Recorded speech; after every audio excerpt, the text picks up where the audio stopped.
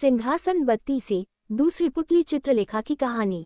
अगले दिन जैसे ही राजा भोज ने सिंहासन पर बैठना चाहा तो दूसरी पुतली बोली, जो राजा विक्रमादित्य जैसा गुणी हो, पराक्रमी हो, यशस्वी हो, वही बैठ सकता है इस सिंहासन पर।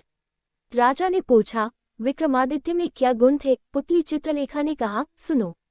एक बार राजा विक्रमादित्य की इच्छा योग साधने की हुई। अपना राजपाट अपने छोटे भाई भर्तृहरि को सौंपकर रंग में भभूत लगाकर जंगल में चले गए। उसी जंगल में एक ब्राह्मण तपस्या कर रहा था। देवताओं ने प्रसन्न होकर उस ब्राह्मण को एक फल दिया और कहा, जो इसे खा लेगा वह अमर हो जाएगा। ब्राह्मण ने वह फल को अपनी पत्नी को दे दिया।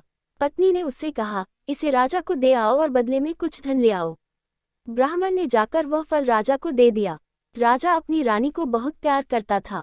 उसने वह फल अपनी रानी का दे दिया। रानी का प्रेम शहर के कोतवाल से था। रानी ने वह फल उसे दे दिया। कोतवाल एक वेश्या के पास जाया करता था। उसने वह फल वेश्या को दे दिया। वेश्या ने सोचा कि मैं अमर हो जाऊंगी तो भी पाप कर्म करती रहूंगी, अच्छा होगा कि यह फल राजा को दे दूं, वह जिएगे तो लाखों का भला करेंगे। ये सोचकर उसने दरबार में जाकर वह फल राजा को दे दिया। फल को देखकर राजा चकित रह गए।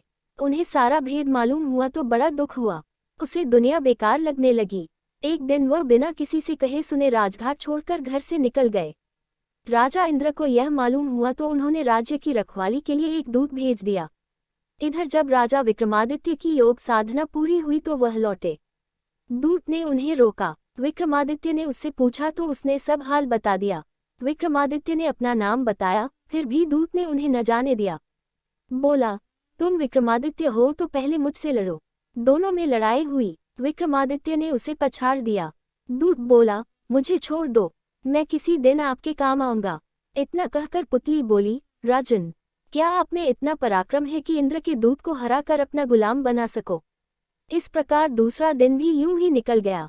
तीसरे दिन तीसरी पुतली चंद्रकला ने जो कहानी सुनाई, उस कहानी को सुनने के लिए इंतजार कीजिए अगले भाग का। अगर आपको हमारा ये प्रयास अच्छा लग रहा है तो वीडियो को लाइक और सब्सक्राइब जरूर करके घंटी का बटन दबा